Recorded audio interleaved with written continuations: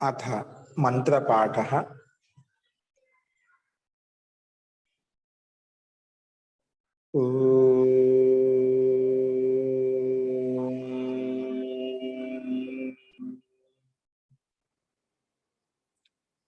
सहनाववतु सहनौ भुनक्तु सह वीर्यं करवावहै तेजस्विनावधीतमस्तु मा विद्विषावहै। ओम शांति शांति शांति।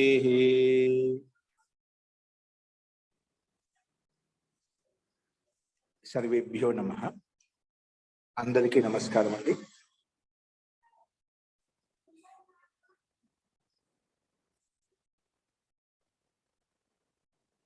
सांख्य दर्शనం యొక్క 24వ కక్ష. నిన్న మనము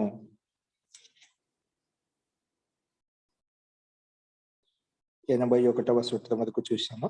ప్రథమ అధ్యాయంలో ఇక్కడి నుంచి మనం చెప్పుకోవాలి. అంతకంటే ముందు ఒకసారి ఈ ప్రకరణం మళ్ళీ ఎక్కడి నుంచి ప్రారంభించామో అది ఒకసారి సంక్షేపంగా చూస్తాము. విషయం మనకు ఏం నడుస్తుంది అంటే, ఈ ప్రకృతి, ఈ సృష్టి, ఈ జగత్ అనేది, ఈ జగత్ ఎలా ఉత్పన్నమైంది అనే ప్రసంగం మనం చెప్పుకుంటున్నాము. ఈ జగత్తు, కనిపించే జగత్తు ఎలా తయారైందంటే, ప్రారంభంలో 61వ సూత్రంలో సత్వ రజస్ తమసాం సామ్య అవస్థ ప్రకృతి, మూల ప్రకృతి. ఈ ప్రకృతి నుండి ప్రకృతి మహాన్ మహతో అహంకార, ఈ ప్రకృతి నుండి మహాతత్వం ఏర్పడింది. మహతో అహంకార, మహాతత్వం నుండి అహంకారం ఏర్పడింది. అహంకారాత్ పంచ తన్మాత్రాన్ని, అంటే శబ్దస్పర్శ రూప రసగంధాలు, ఉభయం ఇంద్రియం, ఇంకా పంచ జ్ఞానేంద్రియాలు, పంచ కర్మేంద్రియంలో ఒక మనస్సు. ఇవి కూడా తన్మాత్ర నుండి అహంకారం నుంచి ఉత్పన్నమయ్యాయి. అహంకారం నుంచి 11 ఇంద్రియములు, 5 తన్మాత్రలు, అంటే శబ్ద స్పర్శ రూప రసగంధాలు. తర్వాత ఈ తన్మాత్రల చేత మళ్ళీ స్థూల భూతాలు, పంచ అగ్ని వాయు ఆకాశం, ఈ 5 పంచభూతాలు ఏర్పడ్డాయి. వీటన్నిటికంటే భిన్నమైంది పురుష జీవాత్మ, అది భిన్నమైంది. ఈ రకంగా మొత్తం 25 తత్వాల గురించి మనం చెప్పుకున్నాము. సో మూల ప్రకృతి నుంచి జగత్, కార్య జగత్ అయితే కనిపిస్తుందో మనకు ఉత్పన్నమైంది అని చెప్పుకున్నాం. దానికే ఇక్కడ మనం సూక్ష్మభూతం నుండి స్థూల భూతాల వరకు చెప్పుకుంటూ వచ్చాము. ఇక్కడ నెక్స్ట్ స్థూలాత్ పంచ తన్మాత్రస్య అని చెప్పి ఇప్పుడు స్థూల పదార్థాలు చూపించి తన్మాత్రలకు ఒక్కొక్కటి సూక్ష్మ వైపు ముందుకెళ్తున్నారు. ముందుగా స్థూల భూతాలకు పంచ తన్మాత్రలు కారణము, తర్వాత బాహ్య ఆభ్యంతరాభ్యం తైశ్చ అహంకారస్య, అలాగే బాహ్యేంద్రియాలు కర్మేంద్రియాలు ఒక మనస్సు అంతఃకరణలో ఉంటుంది, బాహ్యేంద్రియాలు కర్మేంద్రియాలు బయట ఉంటాయి. కాబట్టి వీటన్నిటి కూడా కారణం తన్మాత్రలు అని చెప్పుకున్నాము.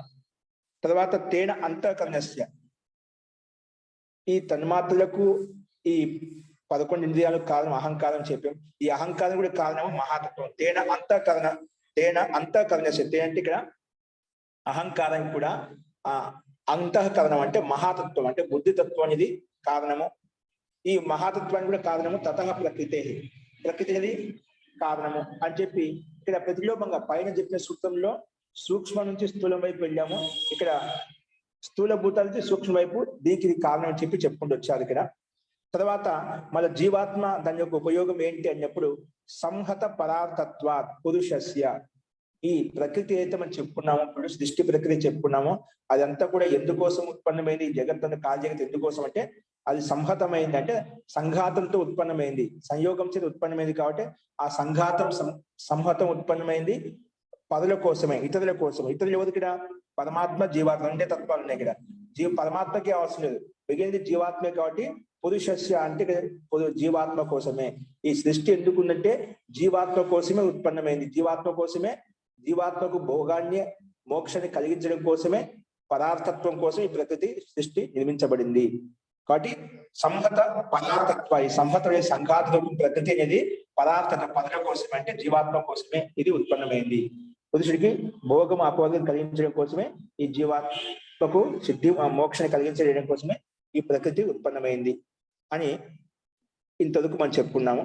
ఇలా చెప్పిన తర్వాత పూర్వపక్షి ఇంకో రకం ప్రశ్న ఏం చెప్పాడంటే, సో ఈ ప్రకృతికి జగత్తుకి మూల కారణం ప్రకృతి అంటున్నావు కదా, ఆ ప్రకృతి కూడా ఏదైనా కారణం ఉండాలి. ఇంతవరకు సూక్ష్మభూతాల నుంచి స్థూలభూతాల వరకు ఇవి కారణం, సూక్ష్మభూతాల నుంచి స్థూలభూతాలు ఈ రకం ఉత్పన్నమని చెప్పాం. అలాగే విపరీతంగా కూడా స్థూలభూతాలకు కారణం ఇది అని చెప్పుకున్నాం. కానీ ఆ మూల ప్రకృతి అంటున్నారా, మూల ప్రకృతి వరకు ఆగిపోతున్నాం. మూల ప్రకృతి కూడా ఏదైనా ప్రకృతి మూల ఏదో ఒకటి తత్వం ఉండాలి కదా, దానికి కూడా ఏదో కారణం ఉండాలి కదా అన్నప్పుడు మూలే మూల అభావాత్ అమూలం మూలం. మూలానికి మూలం అభావాత్, మూల వస్తువుకి ఏతవంతం అని చెప్పుకున్న తర్వాత మన దానికి మూలం ఏంటి, దానికి కారణం ఏంటి అంటే మూలానికి మూలం ఉండదు. అందుకే మూల అభావాత్ అమూలం మూలం. మూలానికి ఎప్పుడు మూలం ఉండదు, అది అమూలం. అంటే ఎప్పుడు కూడా ఎక్కడో ఒక చోట ఆగాల్సి వస్తుంది. అది అంతిమ అవస్థ ప్రకృతి. ప్రకృతికి మూలం ఏది ఉండదు, అదే అంతిమ తత్వము. మూలానికి ఎప్పుడు మూలం ఉండదు.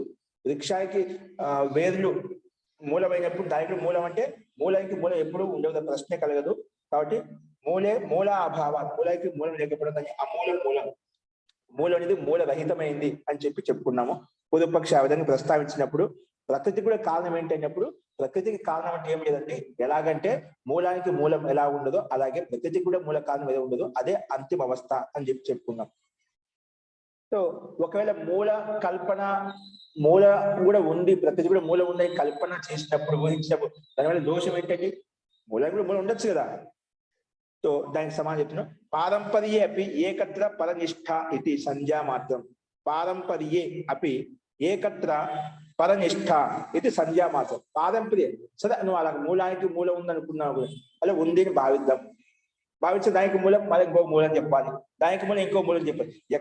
ఎక్కడ ఒక చోట పరనిష్ఠ భవితవ్యం కలు, ఎక్కడ చోట ఆగాలి. లేకపోతే అనవస్థ దోష వస్తున్నాడు. దీనికి ఇది మూలం, దీనికి ఇది మూలం అని చెప్పుకుంటే ఒక అవస్థ అంటూ ఉండదు, అనవస్థ వస్తుంది. కాబట్టి పరనిష్ఠ ఇది సంధ్యా మాత్రం. అక్కడ ఎక్కడో చోట ఆగాలి. కాబట్టి ఇదంతా నువ్వు చెప్పింది ఏమంటున్నా, మూలానికి మూలం ఒక ఊహించుకోవచ్చు. ఎక్కడో చోట ఆగాలి కదా, నువ్వైనా సరే నేనే సరే. నువ్వు అక్కడ ముందుకు వెళ్ళి ఆగుతా అంటున్నా, ఒక ముందే ఆగి ఇక్కడే నిలబడిపోయాను. కాబట్టి ఇదే అత్యంతత్వం. ఇప్పుడు నువ్వైనా ఆగాల్సిందే, నేనైనా ఆగాల్సినప్పుడు అది ఇక్కడే ఎందుకు ఆగకూడదు? అన్నిటికీ మూలమైనటువంటి ప్రకృతి దగ్గర ఎందుకు ఆగకూడదు? కాబట్టి అనవస్థ దోష వస్తుంది. కాబట్టి ఇదే మూలము, అంతిమ తత్వము, దీనికంటూ మూలానికి మూలం ఉండదు అని చెప్పి సిద్ధాంతి ప్రస్తావించాడు. అయితే ఇదే మూలమైనప్పుడు, ప్రకృతి మూలమైనప్పుడు ఈ ప్రకృతి అనేది రెండింటికి వర్తిస్తుంది. సమాన ప్రకృతి ద్వయోహో, ఇది సమానంగా ఉంది. ద్వయో అంటే జీవాత్మకు ప్రకృతికి.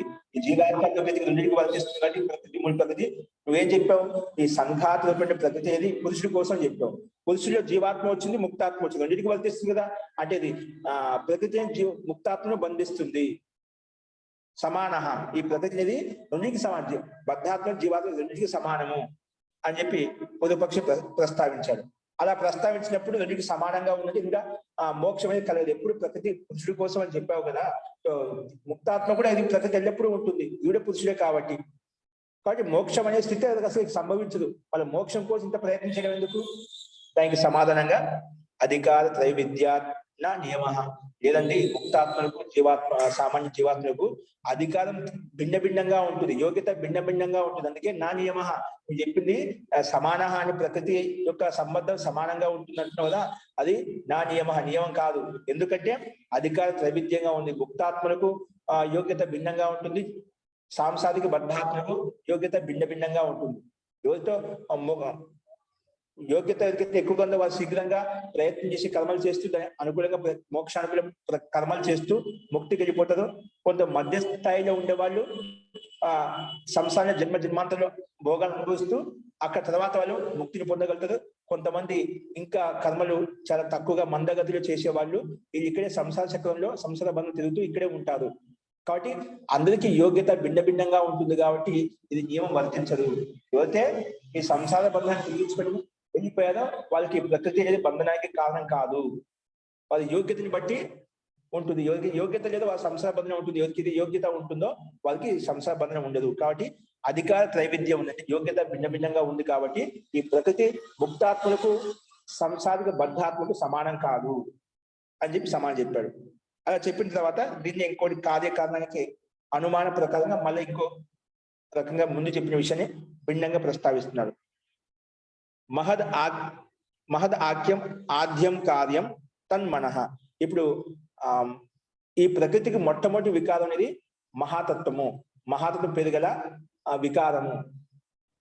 ప్రకృతి నుండి మొట్టమొదటి మహాతత్వం ఏది వికారం ఉత్పన్నమైంటే మహద్ అనే పేరు గల మొట్టమొదటి వికారం ఉత్పన్నమైంది.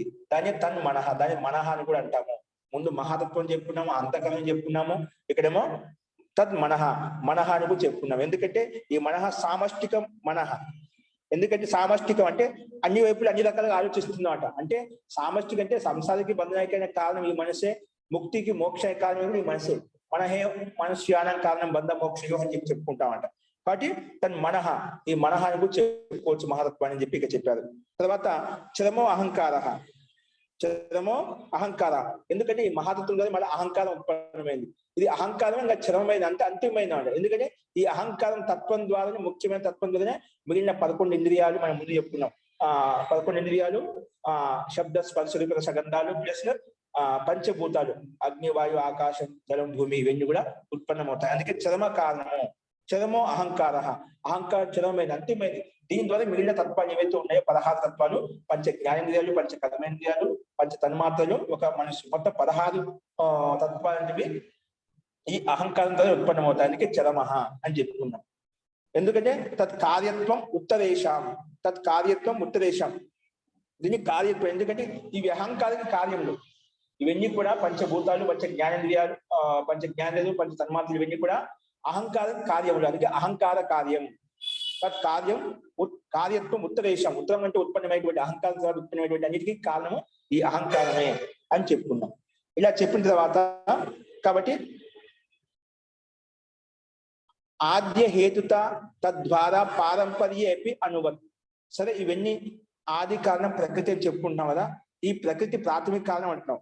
దాని అనుస్వరూపం, ఎందుకంటే మహత్పరిమాణం ఏదైతే మహత్పరిమాణం యుక్తమైనటువంటి ఒక పదార్థం ద్రవ్యం ఏదైతే ఉందో అది అనువత్.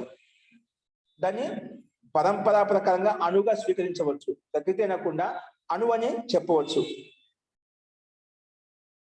ఇప్పుడు మనం ఎన్ని ప్రకృతి వల్ల మహాత్మ ఏర్పడింది, మహాత్మ అహంకారం ఏర్పడింది, అహంకారం వల్ల తన్మాత్రల చేత ఇవన్నీ కార్య పంచభూతాలు ఏర్పడ్డాయని చెప్తున్నావు కదా. తద్వారా ఈ ప్రక్రియ ద్వారా, ఈ పరంపర ద్వారా, ఉక్త కార్య కారణ ప్రవాహం ద్వారా ఆద్యహేత ఆది హేతు, ఆది ప్రాథమిక కారణం ఏంటి? ప్రకృతి అంటున్నావు. ఈ ప్రకృతిని అనువత్, అణువుకి సమానంగా ఉంది, అనువత్ అని చెప్పాలి. అనువత్ విజ్ఞేయ అనివేశ్య. ఎందుకంటే ఇది మహత్పరిమాణం అని కార్యవస్తున. అంటే ఈ అణువు ఎందుకంటే ఒకటి స్థూలమైనటువంటి పదార్థం, ఘటపటాది పదార్థాలు ఏవైతే ఉన్నాయో వీటన్నిటికి కారణం ఏంటి? అనుస్వరూపం. కాబట్టి ఇది కూడా అనువత్, ఈ ప్రకృతి అనువత్ స్వీకరించాలి అని ఒక ఉపలక్షణంగా అర్థం చేసుకోవడం కోసం ఈ విధంగా స్థూల ఘట పటాదికి మూల కణాలు ఏ విధంగా అనుస్వరూపమో అలాగే ఈ జగత్తుకి మూల కారణము ప్రకృతి ఉన్నదని అనుస్వరూపము అని చెప్పి ఆ రకం చెప్పాడు. కానీ ఇక్కడ పూర్వభావిత్వ ద్వయో ఏకతరస్య హానే అన్యతర యోగ. ఇది అనుస్వరూపం అయినప్పటికీ కూడా ఇక్కడ పూర్వభావిత్వే. ఇక్కడ ఎందుకంటే మనం ఇంకో రకంగా ఏ విధంగా ప్రస్తావిస్తున్నా అంటే ఇక్కడ ప్రకృతి మూల కారణమైనప్పటికీ కూడా ఆ ప్రకృతి కంటే కూడా ఒక సూక్ష్మతత్వమైనటువంటి జీవాత్మ కూడా ఉంది. అది కూడా పూర్వంలో విద్యమానంగా ఉంది కాబట్టి అది కూడా కారణం అవుతుంది కదా అని పూర్వపక్షి ఒకటి ప్రస్తావిస్తే దాన్ని కూడా పూర్వభావిత్వే ద్వయో ఏకతరస్య. పూర్వంలో ప్రకృతితో పాటు సత్తాత్మకమైన జీవాత్మ కూడా ఉంది కదా, అది కూడా కారణం కావచ్చుదా. అదే ప్రాథమిక కారణం అనుస్వరూపం ఎందుకు అని ప్రస్తావించినప్పుడు లేదు, పూర్వభావిత్వం రెండు విద్యమానంగా ఉన్నప్పటికీ కూడా ఒకదానికి హానం కలిగి నష్టం అవుతుందన్నమాట. ఎందుకంటే ప్రకృతిని పరిణామ చిత్తులు పరివర్తనశీలమైనమాట. కానీ జీవాత్మ అపరిణామిని, అది ప్రకృతితో భిన్నమైంది, ఈ ప్రకృతితో భిన్నమైంది. కాబట్టి అన్యతర యోగ అది యుక్తం కాదు. రెండు ప్రకృతి కారణము జీవాత్మ అని చెప్పడం యుక్తం కాదు. కాబట్టి ఎందుకంటే భిన్నమైనవి అని చెప్పి ఇక్కడ ప్రస్తావించామట. ఒకవేళ నువ్వు రెండు ఒకటే ప్రస్తావించావు అనుకోండి,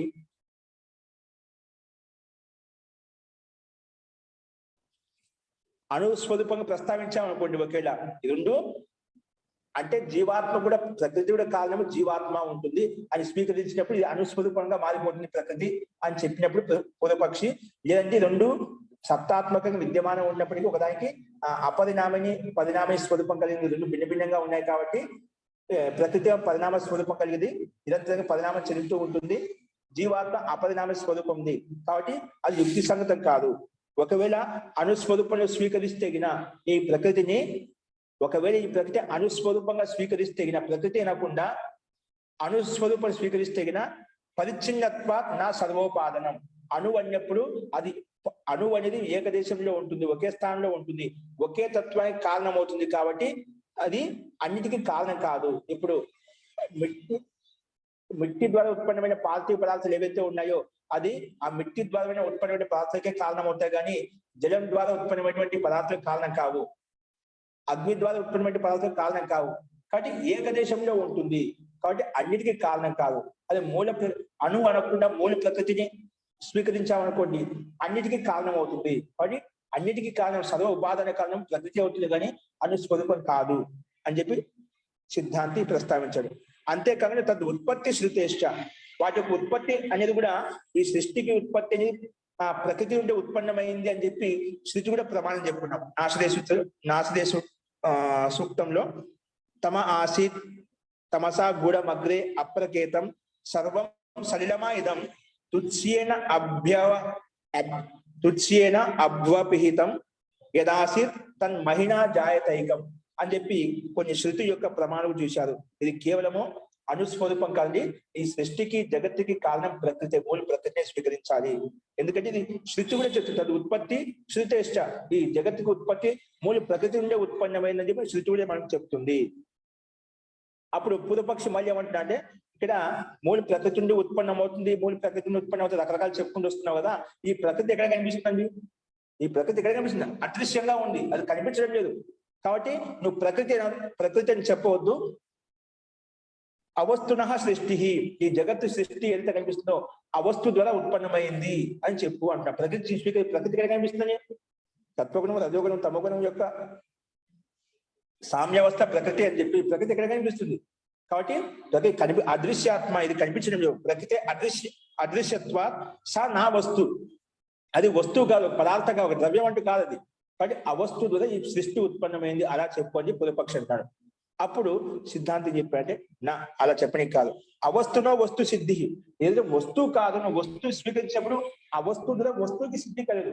ఒక ద్రవ్యం లేకుండా ఇంకో ద్రవ్యం ఉత్పన్నం కాదు అని సిద్ధాంతం చెప్పాడు. నా అవస్తున వస్తు సిద్ధి, వస్తువు కాకుండా ఇంకో వస్తువు ఉత్పన్నం కాదు. ఈ ప్రగతి లేకుండా ఈ సృష్టి ఉత్పన్నం కాదు. ఆ వస్తువుతో ఈ సృష్టి ఉత్పన్నం ఎందుకు అంటున్నావు? నువ్వు కూడా చెప్తే సృష్టి ఉత్పన్నమైన అంటున్నావు కానీ అవస్తున వస్తు సృష్టి ఉత్పత్తి అంటున్నావు. ఇది యుక్తి సంగతం కాదు. ఏది కూడా పదార్థంలో లోకంలో ఆ వస్తువు ద్వారా ఇంకొక వస్తువు ఉత్పన్నం అవుతుంది కానీ వస్తువు లేకుండా ఇంకో వస్తువు ఉత్పన్నం కాదు. కాబట్టి నా అవస్తున వస్తు సిద్ధి అని చెప్పారు. తర్వాత లేదండి ఈ జగత్తు నువ్వు సృష్టి ఏదంటే నేను చెప్తున్నానో ఈ జగత్తు కూడా అవస్తువే, వస్తువు కాదు అసలు. సరే అవస్తుగా ఈ సృష్టి ఉత్పన్నమని చెప్పాను, అప్పుడు నువ్వేం చెప్పావు దానికి సమాధానం? సరే వస్తువు ద్వారా ఒక వస్తువు ఉత్పన్నం కాదు, ఇంకో వస్తువు ఉంటేనే వస్తువు ఉత్పన్నం అవుతుంది, వస్తువు లేకుండా ఇంకో వస్తువు ఉత్పన్నం కాదు. అలాగే అందుకే ప్రకృతిని ఆ వస్తువు ద్వారా సృష్టి ఉత్పత్తి అంటున్నావు కదా. ఇప్పుడు ఏదైతే సృష్టి అని చెప్పానో ఆ సృష్టి కూడా ఒక వస్తువు కాదు. ఆ జగత్తు కార్య జగత్తు కనిపించేది అది వస్తు రూపం కాదు, అవస్తు భవతు. ఈ జగదపి ఇది వస్తువు, అది ఒక పదార్థం కాదు, ఆ వస్తువు కనిపించడం ఇదంతా మాయ. ఆ రకంగా ప్రస్తావిస్తున్నాడు పొదుపక్షి. ఇదంతా ఏం వస్తువు కాదు, ఆ వస్తువు భవతు. ఇది కూడా దానికి సమాధానంగా అబాధాత్, నువ్వు వస్తువు కాదు అంటున్నావు కదా, ఇది ఖండించబడ. అబాధాత్, నువ్వు చెప్పిన మాట యథార్థం కాదు, కేవలం కథనమాత్రం చేత అది సిద్ధించదు. అబాధాత్, ఎందుకంటే లోకంలో దానికి ఎటువంటి ప్రమాణం చేత మనం ఖండించలేం, నీకు బాధ కలిగించలేమాట. ప్రత్యక్షంగా సృష్టి కనిపించే దాన్ని మనము ఇది లేదు అని చెప్పి దానికి ఖండించి చెప్పలేమాట. అందుకే అబాధాత్. ఇంకా ఒకటి దుష్ట కారణ జన్యత్వాచ, లేదంటే దుష్ట కారణాల చేత నీకు అలా కనిపిస్తుంది, మాయలో పడ్డావు, నీ కంటి దోషం వల్ల నీకు ఇదంతా అలా కనిపిస్తుంది అని నువ్వు అలా చెప్తావు. అలా దుష్ట కారణ దోషం కూడా లేదు. కాబట్టి నా అవస్తుత్వం, కాబట్టి నువ్వు వస్తువు కాదు ఈ సృష్టిని అని చెప్పడం సాధ్యం కాదు, అది సంభవించదు. కాబట్టి ఎందుకంటే నువ్వు ప్రత్యక్షంగా ప్రమాణాలతోటి ఏ విధంగా ఖండించబడడం లేదు. దుష్ట కారణాల చేత ఏమైనా దోషంతో ఉన్నా అలా కూడా కాదు. నాకు దోషం ఉన్న ఇతరులకు అన్ని యుక్తిపూర్వకంగా అన్ని సదోషంగా దోషరహితంగా ఉన్నాయి కదా, వాళ్ళకి కనిపిస్తుంది సృష్టి ప్రత్యక్షంగా కనిపిస్తుందా? ప్రత్యక్షాన్ని మనం నకారించలేం, నకారంటే దాన్ని నిషేధించలేం అన్నమాట. కాబట్టి ఇది ప్రత్యక్ష ప్రమాణం చేత మనము దాన్ని ప్రత్యక్ష ప్రమాణంగా మనకు కనిపిస్తుంది కాబట్టి దాన్ని ఉల్లంఘించలేము. నువ్వు ఒకవేళ ప్రత్యక్ష ప్రమాణం చూపించగలుగుతావా, దీన్ని ఖండించగలుగుతావా? అది కాదు. కాబట్టి ఇంకా ప్రమాణాల ద్వారా మనకు ఈ వస్తు స్వరూపం అని చెప్పి మనకు స్పష్టమవుతుంది అన్నమాట.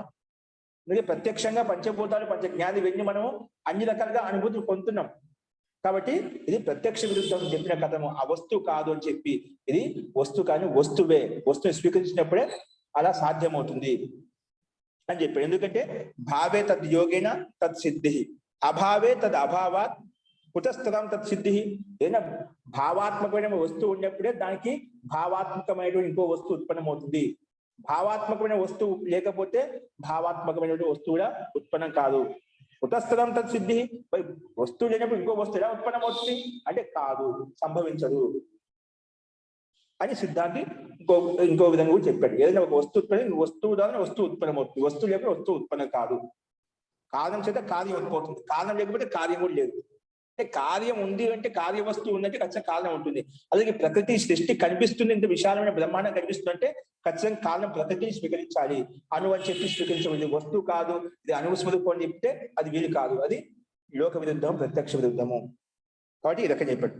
అయితే సరే, ఇది ప్రకృతి ద్వారా ఉత్పన్నమైంది అని ఎందుకు చెప్పడము? ఇంకో రకంగా ఇది చెప్పొచ్చుగా, కర్మ ద్వారా ఈ సృష్టి ఉత్పన్నమైంది, జగత్ ఉత్పత్తి కర్మ ద్వారా, ప్రకృతి చెప్పొద్దు. నువ్వు అలా అంటున్నావు కదా, అయితే అది నువ్వు ఖండించే బాగానే ఉంది. ఇది ఆ వస్తువు కాదంటే వస్తువు అని చెప్పావు. అయితే నేను వస్తువు అనొద్దు, నువ్వు కర్మ ద్వారా ఈ జగత్ ఉత్పన్నమైంది, సృష్టి ఉత్పన్నమైంది అలా చెప్పొచ్చు కదా. మళ్ళీ పొదుపక్ష అలా చెప్పాడు. అప్పుడు దానికి సిద్ధాంతి చెప్పాడు, కర్మ ద్వారా కూడా నా వస్తు సిద్ధి అంటే నా కర్మ నా జగత్ సిద్ధి. ఈ కర్మ ద్వారా కూడా జగత్కి సిద్ధి కలగదు అన్నమాట. ఎందుకు? ఉపాదానత్వ అయోగా, ఉపాదానం అనేది లేదు కాబట్టి, అంటే కారణం లేదు కాబట్టి. కానీ కర్మ ద్వారా ఈ జగత్ ఉత్పన్నమైంది పూర్వపక్ష విధంగా ప్రస్తావిస్తున్నాడు.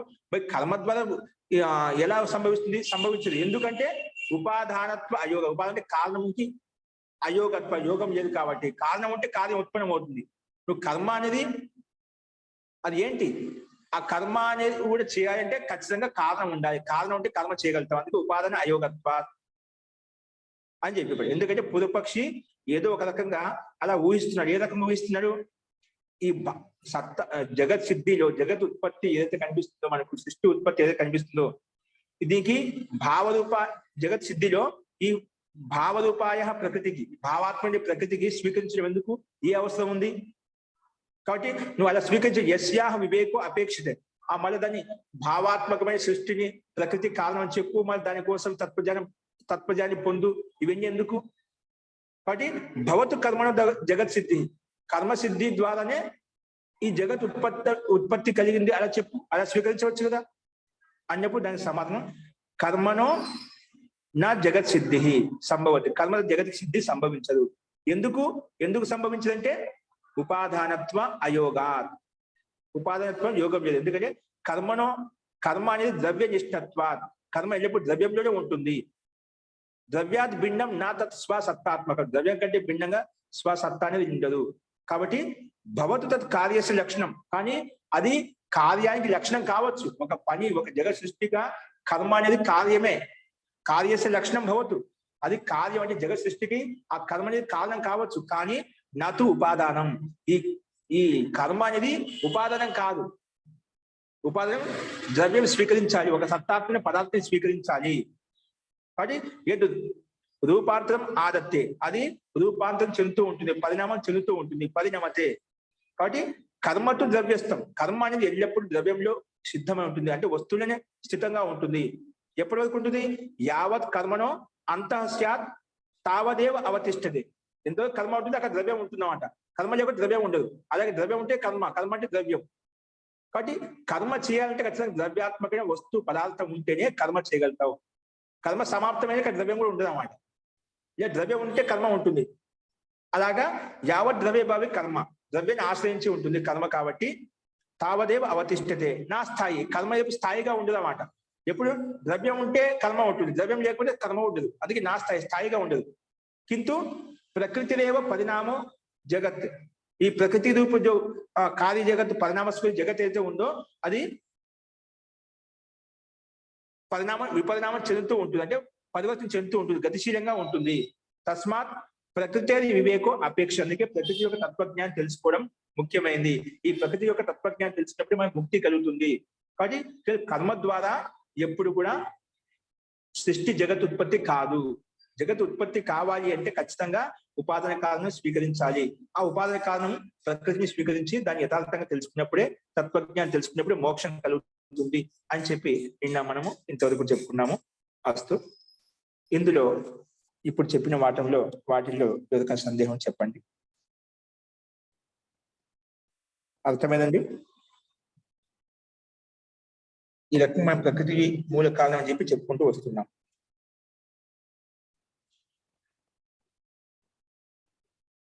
నిన్న ఎవరో ప్రశ్న అడిగారు, ఇది మాయా విషయంలో భిన్న భిన్నంగా రకరకాలుగా వ్యక్తులు ప్రస్తావిస్తారు. అది నాకు తెలిసి మీరు ఎక్కడైతే జగత్ మిథ్య అనే సిద్ధాంతం అక్కడ మనకు వేదాంతం ఎక్కడైతే వస్తుందో భాష్యంలో, అది దీనికి సంబంధం భిన్న భిన్నత్వం. అక్కడ కేవలం అజ్ఞాన కారణంగా వాళ్ళు జగత్ మిథ్య, ఈ సంసార ఈ మాయలో పడిపోయి మనం సంసార బంధంలో ఎదుకపోతాం కాబట్టి ఇదంతా మాయ అని చెప్పి ఆ రకం చెప్పుకుని వచ్చారు. ఇక్కడ కేవలం పూర్వపక్షి భిన్నంగా ప్రస్తావిస్తున్నాడు కాబట్టి ఈ ప్రసంగం ఆ ప్రసంగం వేరు.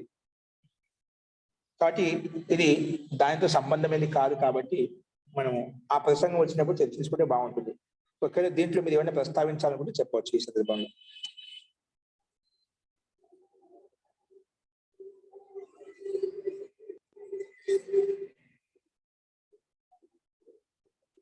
ఇక్కడ మాయ అంటే సంసారం. ఒక మాయ అంటే సంసారంలో ఆకర్షణ శక్తి ఉంది. ఒక అయస్కాంత ఏ విధంగా ఆకర్షణ శక్తి ఉంటుందో ఈ మాయ ప్రకృతి. ఎందుకంటే ఇంద్రియాలు ఎల్లప్పుడు ఎందుకు ప్రకృతి ద్వారా ఉత్పన్నమైన ఇంద్రియాలు ఏవైతే ఉన్నాయో ఈ ప్రకృతి సంబద్ధంగా ఉంటాయి. అంటే సాంసారిక విషయ భోగాల పట్ల ఆసక్తి కలుగుతుందంట. ఈ మాయలో పడిపోతుంది. ఈ మాయలో పడిపోయి ఆత్మ యొక్క స్వరూపాన్ని మర్చిపోయి ఈ అజ్ఞాన అంధకారంలో ఇక్కడే ఉంటుంది అన్నమాట. కానీ ఇలాంటి మాయ, దీన్ని ఈ రకంగా మాయ అని చెప్పారు. ఈ సంసారం ఒక మాయావి ఆ రకంగా మాయ అని చెప్పారు. కానీ ఏ మాయ అంటే ఏమి లేదని కాదు. మాయ అంటే ఈ సంసారంలో ఉండే ఆకర్షణ శక్తి ఉంది కాబట్టి ఇది మాయ అంటారు. మాయ ఎప్పుడు ఆకర్షిస్తుంది, దాన్ని విస్మయాన్వితం చేస్తున్నామాట, ఆకర్షిస్తుంది, మనసులో ప్రభావితం చేస్తున్నామాట. ఆ రకంగా మాయ అని చెప్పామాట. అక్కడ ఆ రకంగా మాయ విషయంలో తత్వజ్ఞానం, అవిద్య, అజ్ఞాన కాలంలో విషయంలో ప్రస్తావన జరిగింది అనమాట. ఇక్కడ అసలు వస్తువు యొక్క సత్తాన్ని స్వీకరించిన పూర్వపక్షం అసలు వస్తువే లేదు, ఇదంతా ఈ వస్తువు లేకుండా ఏముంటుంది, ఏదైనా వస్తువు లేకుండా మాట్లాడుతున్నా అంటే ఇక్కడ ఏ ఆధారం లేకుండా మాట్లాడుతున్నాడు. అక్కడ ఏ చర్చ జరిగింది తత్వజ్ఞానము, ఆతత్వజ్ఞానం గురించి, విద్య గురించి అక్కడ చర్చ జరిగింది అన్నమాట. ఇక్కడ అలా కాకుండా వస్తువు యొక్క అస్తిత్వాన్ని స్వీకరించకుండా ఇక్కడ అతనం అవుతున్నాం. కాబట్టి అందుకే ఇక్కడ భిన్నమైన ప్రసంగం మనం తీసుకోవాలి. అస్తు. ఇక్కడ ఎవరైనా ఇంకెవరైనా చెప్పదలుచుకున్నారండి?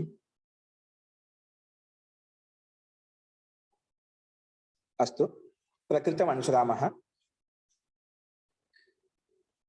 82వ సూత్రం చూడండి. 82వ సూత్రము.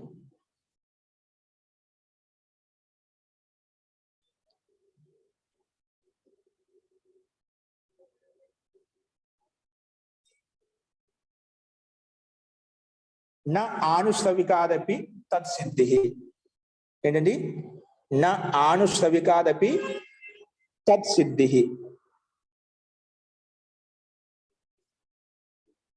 ఇక్కడ ఇంతవరకు చెప్పిన తర్వాత కర్మ ద్వారా కూడా జగత్ సృష్టి ఉత్పన్నం కాదు. ఎందుకంటే ఉపాదానం లేదు కాబట్టి. ఎందుకంటే ఈ కర్మ కూడా ద్రవ్యాశ్రితం ఉంటుంది, ద్రవ్యం మీద ఆధారపడి ఉంటుంది. కాబట్టి ద్రవ్యాత్మకమైనటువంటి ప్రకృతిని స్వీకరించాలి. ప్రకృతిని స్వీకరించినప్పుడే మనకు ఈ ఆ మూల ఉపాదాన కారణం చేతి సృష్టి ఉత్పత్తి మనము స్వీకరించవచ్చు. అది యథార్థము, లోక ప్రత్యక్షము కూడా అని సిద్ధాంతం చెప్పిన తర్వాత ఇక్కడ ఒక భిన్న ప్రస్థాన మళ్ళీ పూర్వపక్షి చెప్తున్నాడు. ఇక్కడ ఏ రకం చెప్తున్నా అంటే మనం ముందు చెప్పుకున్నాం చూడండి. అంటే ఏ రకం చెప్తున్నా అంటే సరే ప్రకృతి ద్వారా ఈ సృష్టి జగత్ ఉత్పన్నమైంది అని భావించవచ్చు. భావించినప్పటికీ కూడా మనము శాస్త్రంలో చెప్పినటువంటి శాస్త్రంలో చెప్పినటువంటి వైదిక కర్మలు లౌకిక కర్మలు ఏవైతే ఉన్నాయో ఆ వైదిక కర్మల లౌకిక కర్మల ద్వారా మన ముక్తి కలుగుతుంది. కాబట్టి మనకు అది ప్రమాణము. ఈ ప్రకృతి ద్వారా యథార్థ తత్వజ్ఞానంగా మనం ముక్తి కలుగుతుంది అంటాం కదా. మనకు శాస్త్రంలో భిన్న భిన్న కర్మలు చెప్పబడ్డాయట. యజ్ఞ యాగాలు చేయడం వల్ల మనకు ముక్తి కలుగుతుంది, పుణ్య కర్మాశయం ఎక్కువ కావడం వల్ల మనకు మోక్షం కలుగుతుంది. అలాగే కొన్ని కర్మలు చెప్పున్నాడు, అది లౌకిక కర్మలు వైదిక కర్మలు. అవి ఏంటో ఆ విషయంలో పూర్వపక్షి ప్రస్తావిస్తున్నాడు. చూడండి, నా ఆనుశ్రవికాదపి తత్సిద్ధి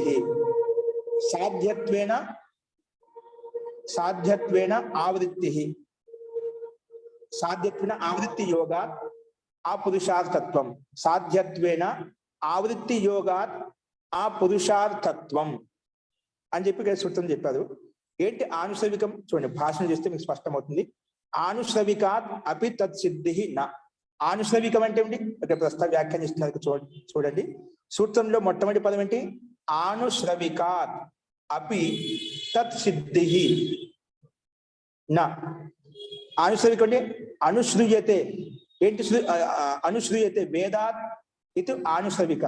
మన వేదంలో ప్రతిపాదించినటువంటి శృతి ఏదైతే ఉందో అది ఆనుశ్రవిక అంటాడు. అంటే వేదం ద్వారా మనం చెప్పబడి ప్రతిపాదించబడి శృతి ఏదైతే ఉందో దాన్ని ఆనుశ్రవిక అంటాం. అంటే వేదం చెప్పిన దాన్ని మనం విని దాని అనుసారంగా కర్మలు చేస్తూ ఉంటాం అంట. దాన్ని ఆనుశ్రవికం అంటే వేదంలో ప్రతిపాదించింది మనము గురుముఖం ద్వారా సత్సంగం ద్వారా ఇట్లా విని దాన్ని అనుసరించి కర్మలు చేస్తాం కదా, దాన్ని ఆనుశ్రవికంగా ఇక్కడ ప్రస్తావిస్తారు. అనుశ్రయితే అది వినబడుతుంది. ఏ రకంగా? వేదం నుంచి వినబడుతుంది. దాన్ని అనుశ్రయతే వేదాదితి ఆనుశ్రవిక. ఏమనబడుతుంది? అనుశ్రవ అనుశ్రవ అంటే వేదోపదేశ. దాన్ని ఇంకో రకం చెప్పామట. వేదాత్ అనుశ్రయిత చెప్పి దాన్ని ఆనుశ్రవిక అని చెప్పాము. దాన్ని ఇంకో రకంగా అనుశ్రవో వేదోపదేశ. స్లైడ్ మార్చండి. అనుశ్రవ అంటే అనుశ్రవిక అని చెప్పాము ఇక్కడ. అనుశ్రవ అంటే దాన్ని వేదోపదేశ. వేదంలో ఏ విధంగా ఉపదేశించబడిందో చెప్పబడిందో దాన్ని వేదోపదేశ అని చెప్తా. దాన్ని అనుశ్రవ అని చెప్తామట. ఇప్పుడు అలా చెప్పిన తర్వాత స్లైడ్ మార్చండి లక్ష్మి. నా భవతు కర్మ జగత్ ఉపాదానం. ఇప్పుడు పూర్వపక్షి చెప్పాడా, సిద్ధాంతం చెప్పాడా? కర్మ జగత్కి కారణం కాదు, కర్మ ద్వారా జగత్కి ఉత్పత్తి కాదు. అలా చెప్పిన తర్వాత నా భవతు కర్మ జగత్ ఉపాదానం. కర్మ అనే జగత్ ఉపాదాన కారణం సరే లేదు అనుకుందాం. నా భవతు కర్మ జగత్ ఉపాదాన కారణం కింటు ప్రకృతి జగత ఉపాదాన కారణం. అంటే పూర్వపక్షి చెప్పిన విషయాన్ని మళ్ళీ ఉల్లేఖించి చెప్తున్నాడు. పూర్వపక్షి ఏమంటాడు? ఇంకో రకం ప్రస్తావన తీసుకొస్తున్నాడు. వేదంలో ఆనుశ్రవికం వేదోపదేశం చెప్పబడింది, దాని మీద ముక్తి కలుగుతుంది చెప్పి. కాబట్టి నువ్వు నా భవతు కర్మ జగత్ ఉపాదన కాదు, నేను చెప్పిన జగత్కి ఉపాదన కాదు కర్మ అని చెప్పినా అది కర్మ కాకపోవచ్చు. సరే, నా భవతు కర్మ జగత్ ఉపాదన కారణం కింటు ప్రకృతి జగత ఉపాదన కారణం. ప్రకృతి జగత్కి ఈ సృష్టికి ఉపాదన కారణము. ప్రకృతి ఈ జగత్కి సృష్టికి ఉపాదన కారణము.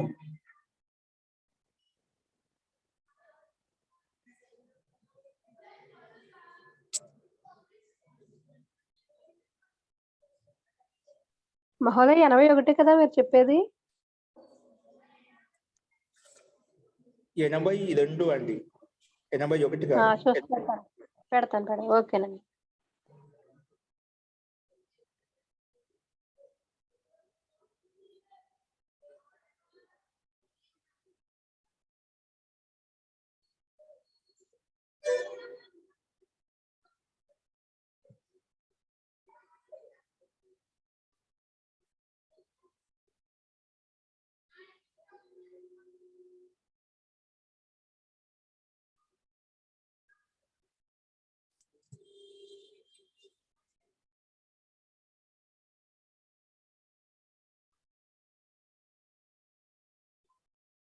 अस्तु प्रकृतिः ना भवतु कर्म जगत उपादानं किंतु प्रकृति जगतः उपादानं प्रकृति जगत की उपादान कारणं पुनः प्रकृति विवेको अपेक्षते इति उच्यते. కాబట్టి ప్రకృతి యొక్క వివేకం అంటే తత్వజ్ఞానం అవసరము అని చెప్పి సిద్ధాంతం చెప్పామట. కర్మ జగత్కి ఉపాదాన కారణం కాదు, జగత్కి ఉపాధిక కారణం ప్రకృతే. అంటే ఆ ప్రకృతి యొక్క వివేకం అంటే ప్రకృతి యొక్క వివేకం ద్వారానే మనకు తత్వజ్ఞానం ద్వారానే మోక్షం కలుగుతుంది అని అక్కడ సిద్ధాంతం చెప్పాడు. అలా చెప్పిన తర్వాత మళ్ళీ పూర్వపక్షం ఏమంటా అంటే ఇతి ఉచ్యతే, ప్రకృతి వివేకం అపేక్ష ప్రకృతి యొక్క తత్వజ్ఞానం అవసరం, ఇతి ఉచ్యతే ఈ రకం చెప్పావు. పరంతు కానీ యద్ ఆనుశ్రవికం కర్మ తస్మాత్ మోక్షో సిద్ధి భవిష్యతి ప్రసంగే ఖలు ఉచ్యతే. కానీ యద్ ఆనుశ్రవికం కర్మ తస్మాత్ మోక్షో భవిష్యతి, ఇక్కడ చూడండి పైన పరంతు అని చెప్పి ఏదో ఆనుశ్రవికం కర్మ సూత్రంలో మొట్టమొదటి పదం ఏంటి? నా ఆనుశ్రవికాదపి తత్సిద్ధి, నా ఆనుశ్రవికాదపి తత్సిద్ధి సాధ్యత్వేన ఆవృత్తి యోగా, సాధ్యత్వంగా ఆవృత్తి యోగా, అందుకే అపురుషార్థత్వం అని ఇక్కడ ప్రస్తావించాలన్నమాట. ఏంటంటే ఇక్కడ ఆనుశ్రవిక కర్మ తస్మాత్ మోక్ష సిద్ధిని భవిష్యత్తు. ఆనుశ్రవిక కర్మలు ఏవైతే ఉన్నాయి, ఆనుశ్రవిక అంటే వేదోపదేశం, ఆనుశ్రవిక అంటే చెప్పాము వేదోపదేశం, వేదంలో చెప్పబడిన కర్మలు ఏవైతే ఉన్నాయో ఆ కర్మల ద్వారా మోక్ష సిద్ధి కలుగుతుంది చెప్పి మనకు వేదోపదేశం చెప్తుంది. ఆనుశ్రవిక కర్మలు చెప్తున్నాయన్నమాట, అంటే వేదోపదేశం చెప్తుంది. కానీ వాటి ద్వారా మోక్షం కలుగుతుంది అని చెప్పి ఇక్కడ వేదం యొక్క ప్రమాణం తీసుకొస్తున్నాడు పూర్వపక్షి. సిద్ధాంతం చెప్పాడు కర్మ ప్రకృతికి ఈ జగత్తుకి కారణం కాదు, జగత్తుకి కారణం ప్రకృతి. కాబట్టి ఆ ప్రకృతి యొక్క వివేకం, ఆ ప్రకృతి యొక్క తత్వజ్ఞానం అవసరము. ఆ ప్రకృతి యొక్క తత్వజ్ఞానం తెలుసుకునే ఈ బ్రహ్మాండం యొక్క రహస్యం తెలుసుకునే, ఉత్పత్తి యొక్క రహస్యం తెలుసుకునే మనం మోక్షాన్ని పొందగలుగుతాం అని చెప్పాడు. అప్పుడు సిద్ధాంతం ఏమంటున్నాడు? యద్ ఆనుశ్రవికం కర్మ తస్మాత్ మోక్ష సిద్ధి భవిష్యతి ఇది ప్రసంగే ఖలు ఉచ్యతే. అంటే ఆనుశ్రవిక కర్మల ద్వారా, ఆనుశ్రవిక కర్మలు అంటే ముందు చెప్పుకున్నాం, యజ్ఞ యాగాలు చేయడం ద్వారా, కర్మలు చేయడం ద్వారా మనకు మోక్షం కలుగుతుంది చెప్తున్నా. స్వర్గకామో ఏదైతే స్వర్గం కావాలనుకునే వాళ్ళు యజ్ఞం చేయండి, ఇవన్నీ కొన్ని కర్మలు చెప్పబడ్డాయి కదా, ఆ కర్మల ద్వారా మోక్షం కలుగుతుంది. ఎందుకంటే వేదం ప్రతిపాదించింది కదా. అంటే ఆ వేదోక్త కర్మల ద్వారా కూడా ఇంకా లౌకిక కర్మల ద్వారా ముక్తి కలగదు. ఎందుకు అది చెప్తున్నామాట. ఆ ప్రసంగం చెప్తున్నాడు. పూర్వపక్షిక మనసులో ఏముంది? వేదం చెప్పబడింది ఏదైతే ఆనుశ్రవిక వేదోపదేశం అయితే ఉందో ఆ కర్మల ద్వారా కూడా ముక్తి కలుగుతుంది. నువ్వేమంటున్నావు? ప్రకృతిని యొక్క వివేకం తెలుసుకున్నప్పుడు, ప్రకృతి యొక్క యథార్థ జ్ఞానం తెలుసుకున్నప్పుడు ముక్తి కలుగుతుంది అంటున్నావు. వేదం చెప్తుంది యజ్ఞానుష్ఠాన కర్మలు చేయడం ద్వారా, పుణ్యకర్మలు చేయడం ద్వారా, దాన ధర్మాలు చేయడం ద్వారా ఆ కర్మల ద్వారా కూడా మనకు ముక్తి కలుగుతుంది అని వేదోపదేశం చెప్పబడింది. కాబట్టి మోక్ష సిద్ధి కలుగుతుంది వేదోక్తు ఆనుశ్రవిక కర్మల ద్వారా అని పూర్వపక్షి ప్రస్తావించే ప్రసంగ విషయంలో ఇప్పుడు మనం చెప్పుకోబోతున్నాం. అటువంటి ప్రసంగే ఖలు ఉచ్యతే ఆ విషయం చెప్తున్నాడు. ఆనుశ్రవిక దానికి సమాధానం సిద్ధాంతం చెప్తున్నాడు. ఆనుశ్రవిక వైదిక కర్మను అపి మోక్ష సిద్ధి నా భవిష్యతి. ఆనుశ్రవిక అంటే వేదోపదేశం ద్వారా, అంటే వైదిక కర్మ ద్వారా కూడా, వైదిక కర్మణ అపి మోక్ష సిద్ధి నా భవిష్యతి, మోక్ష సిద్ధి కలగదు. ఎందుకు కలగదు? వైదిక కర్మల ద్వారా, వేదోపదేశం ద్వారా కర్మ చేసిన కర్మల ద్వారా మోక్ష సిద్ధి కలగదు అంటున్నారు. ఎందుకు కలగదని దానికి కారణం చెప్తున్నాడు. ఎందుకంటే యథా లౌకిక కర్మణ ఫలం సాధ్య కోటవు. ఎందుకంటే లౌకిక కర్మణ ఫలం, లౌకిక కర్మలకు ఫలం అయితే ఉందో సాధ్య కోటిలో ఉందన్నమాట. అది ఇంకా సిద్ధింపలేదు అంట, సిద్ధించలేదు అంటే సాధ్య కోటిలో ఇంకా సిద్ధింప చేసుకోవాలి. సాధ్య కోటవు తద్వత్ అలాగే వైదిక కర్మణ ఫలం అపి సాధ్య కోటం. వైదిక కర్మ అయితే ఉందో అది కూడా సాధ్య కోటంలో ఉంది.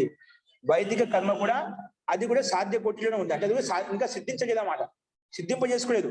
కాబట్టి అలాగే లౌకిక కర్మ యొక్క ఫలం విధంగా సాధ్య కోటిలో ఉంటుందో తద్వత్ అలాగే వైదిక కర్మణ ఫలం అపి, వైదిక కర్మ యొక్క ఫలం కూడా సాధ్య కోటిలో ఉంటుంది. కాబట్టి సాధ్యత్వేన ఫలక్షయ ప్రసంగ, అది సాధ్య కోటిలో ఉంది సిద్ధించలేదు కాబట్టి అది ఫలక్షయ ప్రసంగం వస్తుంది. కాబట్టి వైదిక కర్మల ద్వారా కూడా లౌకిక కర్మల ద్వారా కూడా ఇక్కడ మోక్ష సిద్ధి కలిగి, లౌకిక కర్మల ద్వారా సిద్ధించరు. నువ్వు వైదిక కర్మల ద్వారా మోక్ష సిద్ధి కలుగుతున్నట్టున్నావు కదా, వైదిక కర్మల ద్వారా కూడా మోక్ష సిద్ధి కలగదు. ఎందుకు?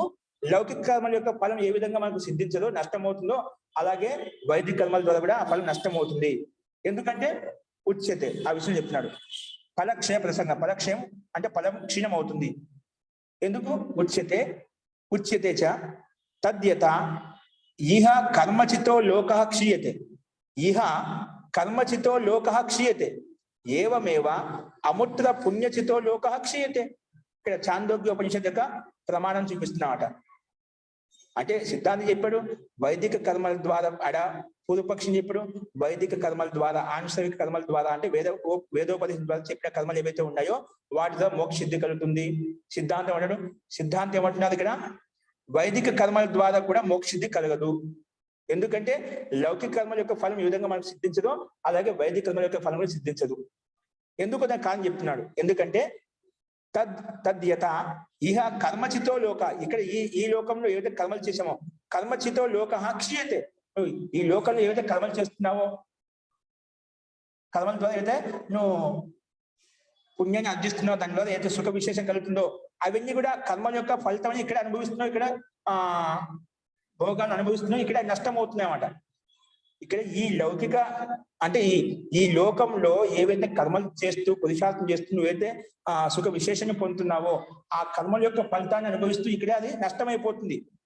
అందుకే ఇక్కడ కర్మచితో లోక చేసిన కర్మల యొక్క లోకం ఇక్కడే క్షీణమైపోతుంది, ఇక్కడే క్షీణమైపోతుంది. ఏవమేవ అముత్ర పుణ్యచితో లోక క్షీయతే. అలాగే పుణ్యచితో అంటే యజ్ఞ యాగాలు దాన ధర్మాలు చేసిన ఏదైతే పుణ్యం లభించిందో ఆ పుణ్య కర్మల వల్ల నీకు సుఖ విశేషం కలుగుతుంది, స్వర్గ విశేషం కలుగుతుంది. ఆ కర్మల యొక్క ఫలితం నువ్వు అనుభవిస్తున్నావు కాబట్టి దానికి సుఖ విశేషణ స్వర్గ విశేషమైన నీకు అనుభూతి కలుగుతుంది కాబట్టి అవి నీకు క్షీణం అయిపోతాయి, ఇక్కడ అనుభవం చేసావు. ఏ విధంగా లౌకిక కర్మలు చేసిన వెంటనే మనకు ఇప్పుడు లౌకిక కర్మలు ఏంటి, మనకు ఆకలి వేసింది, అన్నం తింటని ఆకలి తెలుసుకున్నాం.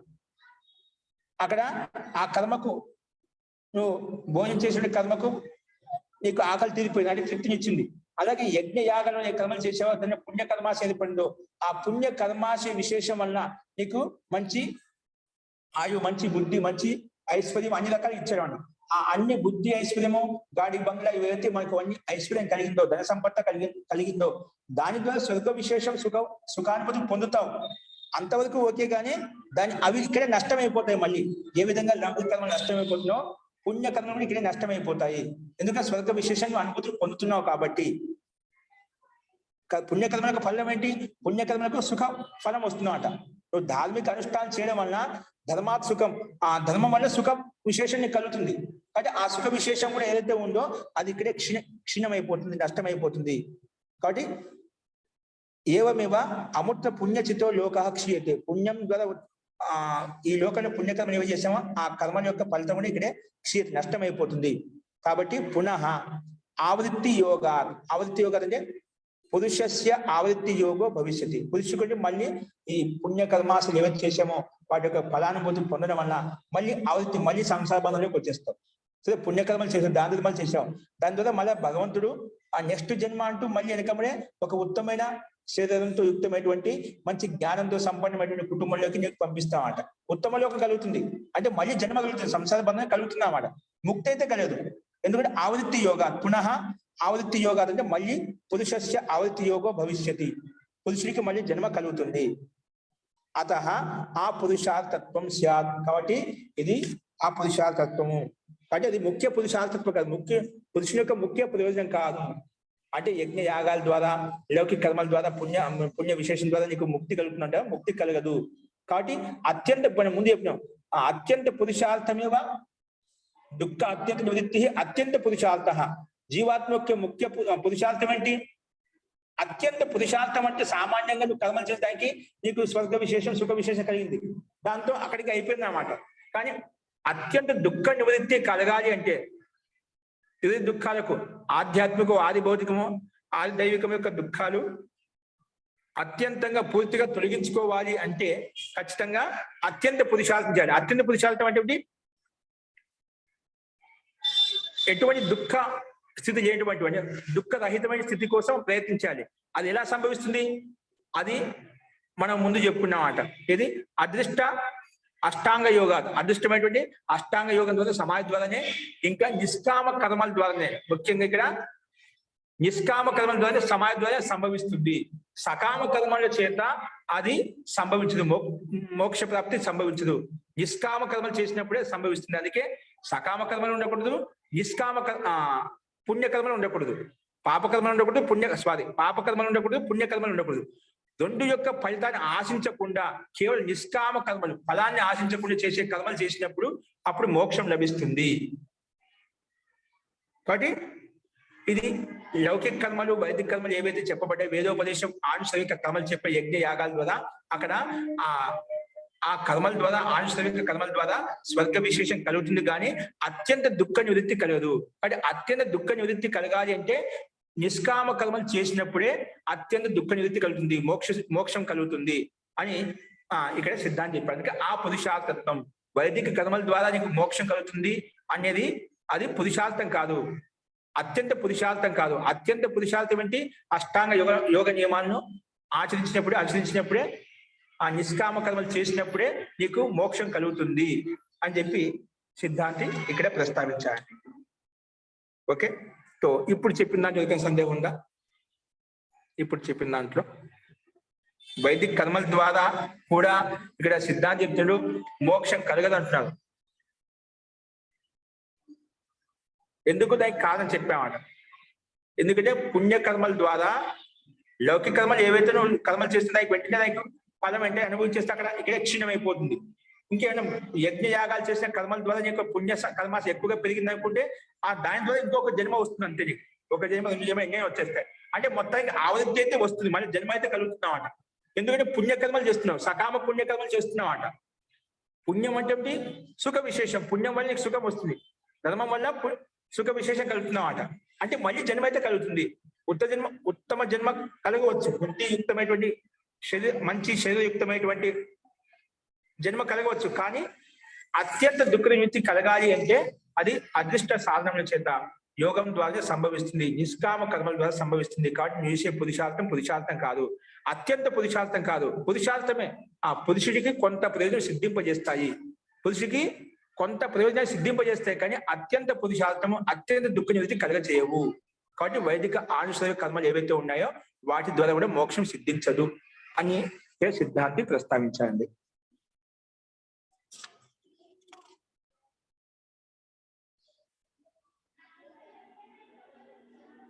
కాబట్టి అందుకే ఏం చేయాలంటే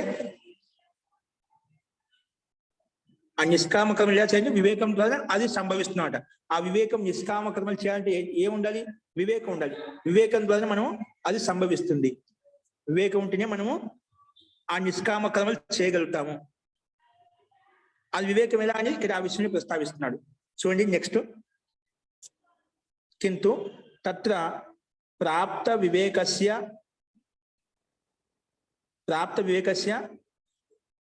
అనావృత్తి శృతి. ప్రాప్త వివేకస్య అనావృత్తి శృతి.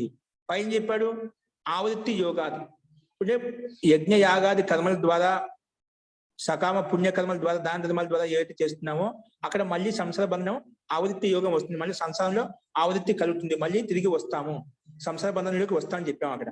అందుకే ఆ పురుషార్థత్వం, నువ్వు వైదిక కర్మల ద్వారా పురుషుడికి ప్రయోజనం సిద్ధిస్తుంది అని వైదిక కర్మలు ప్రమాణంగా తీసుకొచ్చావుదా, ఆ పురుషార్థం అయినప్పటికీ కూడా అత్యంత పురుషార్థం కాదు, అత్యంత దుఃఖ నివృత్తి కలగదు. మళ్ళా తత్ర ప్రాప్త వివేకస్య అనావృత్తి శృతి. కానీ మళ్ళీ ఆవృత్తి రాదని ఎవరికి చెప్తామంటే ప్రాప్త వివేకస్య, ఎవరికైతే వివేకం ప్రాప్తమైందో, అంటే వివేకం అంటే ఈ ప్రకృతి వేరు, ఈ జీవాత్మ వేరు, రెండిటికి వివేకం ఎవరికైతే ప్రాప్తమైందో అటువంటి పురుషుడికి మళ్ళీ ఆవృత్తి ఉండదు. ఎవరైతే ఏ జీవాత్మ అయితే ఎవరైతే ఈ ప్రకృతి పురుషుని యొక్క ఆ భిన్నత్వాన్ని, వివేకాన్ని తెలుసుకోగలిగారో, జీవాత్మ వేరుగా ఉంటుంది, ఈ ప్రకృతి వేరుగా ఉంది, ఈ రెండు యొక్క తత్వం భిన్నంగా పృథక్ వేరుగా ఎవరు తెలుసుకుంటారో వారికి ఈ ఆవృత్తి ఉండదు. అంటే ఈ ఆవృత్తి మళ్ళీ సంసారంలో రావడం అంటూ ఉండదు, మళ్ళీ జన్మ అంటూ ఉండదు. కాబట్టి ఎవరికి ప్రాప్త వివేకస్య అనావృత్తి దర్శనాత్ ఇది శృతి. అనావృత్తి శృతి అంటే ప్రాప్తమైనటువంటి వివేకం ఎవరికైతే ఉందో వారికే మళ్ళీ ఆవృత్తి ఉండదు అని మనం శృతి చెప్తున్నామట. ఏంటి చూడండి, ఎక్కడ ఆ వివేకం ఎవరికి, ఏ రకంగా వివేకము అది చెప్తారు. తత్ర ప్రకృతి పురుష విషయే, ప్రకృతిని ఈ ప్రధాన ప్రకృతి ఏదైతే ఉందో సృష్టి ఉత్పత్తి కారణం, ప్రకృతి పురుష విషయే అంటే జీవాత్మ విషయే ప్రాప్త వివేకో ఏన విదుష తస్య అనావృత్తి శృతి అస్తి. అనావృత్తి శృతి అస్తి అంటే ఎవరి ద్వారా అయితే, ఏ విద్వాంసుడి ద్వారా అయితే వివేకాన్ని పొందగలిగారో, వివేకాన్ని పొందారో అటువంటి విద్వాంసుడికి ఎటువంటి వివేకం పొందదు? ప్రకృతి పురుష విషయ, ప్రకృతి జీవాత్మ యొక్క విషయంలో అంటే ప్రకృతి వేరు, ఈ పురుష జీవాత్మ వేరు. అలాగా ఎవరికైతే ఏ విద్వాంసుడికైతే ఈ వివేకం ప్రాప్తి కలిగిందో, వివేక ప్రాప్తం అయిందో, తస్య అనావృత్తి, వారికి మళ్ళీ ఆవృత్తి ఉండదు, మళ్ళీ సంసార బంధంలోకి తిరిగి రాడు అని శృతి ప్రమాణంగా ఉంది. ఏంటి శృతి ప్రమాణం? తపస బ్రహ్మచర్యేణ శ్రద్ధయా విద్యయా ఆత్మానం అన్విష్య, తపస బ్రహ్మచర్యేణ శ్రద్ధయా విద్యయా ఆత్మానం అన్విష్య ఏతం అమృతం, అమృతం అంటే మోక్షం, ఏతం అమృతం అభయం ఏతత్ పరాయణం